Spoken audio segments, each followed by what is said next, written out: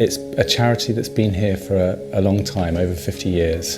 And we started off particularly tackling the difficulties with engaging young people. So we've always had a sort of quite a flexible model, not a very formal kind of old-fashioned kind of psychotherapy model. There are lots of young people, they might be struggling with difficulties at school and maybe on the verge of being excluded. There are young people here who've got low mood, struggling with depression, or can be eating disorders. Our role is to try to help young people to stay on track with their development, even when they're going through difficulties, to sort of help them explore their dilemmas and sort of where their dilemmas spring from. So Sport and Thought is a specialist type of group psychotherapy that uses football to engage young people who wouldn't normally try talking therapies. So the idea is that we take the therapy from the consulting room out onto the pitch. Originally it was conceived for boys who are on the edge of being excluded from school as a way to sort of help them slow down, stop and think, and be a bit more curious about their emotions. But since then we've sort of widened it out to really try and reach anyone who's struggling at school, struggling to find a foothold in groups, struggling with peer relationships. And the idea is that we bring them together in a group that lasts an academic year and try and create a team that can work together.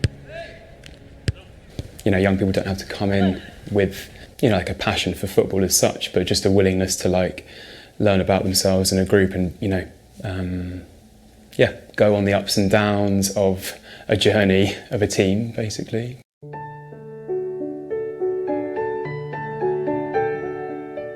We continued to deliver Sport and Thought through the pandemic and did it online, which was quite challenging. But I think it's been really good to get groups together, because that's what young people really missed out on, was a peer group.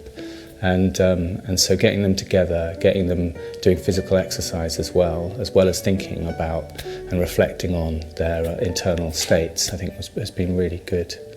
There'd be a mix of young people in the group, some who are quite shy and withdrawn and low on confidence, others who are taking up more space and a bit more reactive. And so quite often at the beginning of the groups there can be quite a lot of conflict, so we try and help them sort of find healthier ways to resolve those things. And so at the end of these groups we often notice them being able to sort of catch themselves and sort of stop and think. It's that ability to sort of slow down and being a bit more in tune with your feelings.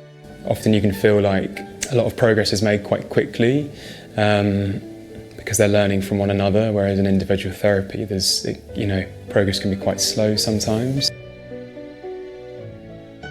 Because we work not just here in the centre, but also we have outreach projects throughout the borough and beyond, it means that people can access mental health support through their school and seeing one of our clinicians there. So I think part of it is just there being access, and that means that people tend to get help sooner rather than problems becoming more kind of embedded and difficult and overwhelming. I bet you, in your family, have got someone who's struggling with growing up. Maybe it's your own son or your daughter. You've got a nephew or niece somewhere. Well, think about that person for a moment, all right? Well, there are a lot of other kids like that. A lot.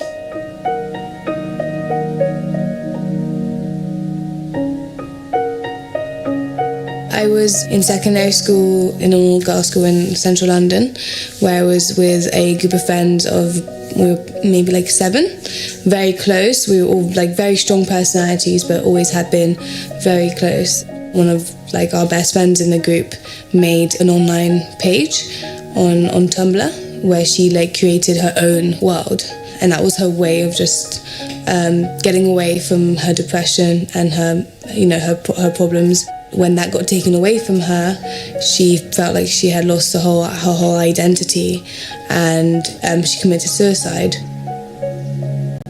It was also like front page news 2 days after, and it was blaming like our group of friends specifically, saying that we had bullied her and we were the cause of her death. A lot of the girls in the group started off going dealing with it in different ways, whether it was like drug use or anorexia or just taking like a whole lot of like antidepressants.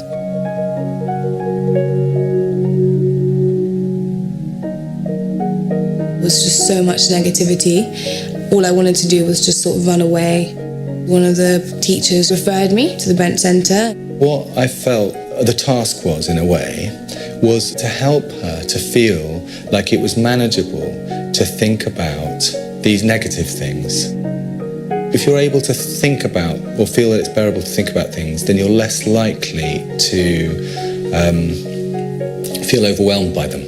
I started like slowly rebuilding everything. So rebuilding the relationships I used to have, having the time again to think about what I wanted, what makes me happy. She developed and she became more grown up, I suppose. She sort of was able to make better friendships and better relationships. If you can treat somebody now, you know, and help somebody like Pauline, then it's less likely that they will need treatment as an adult.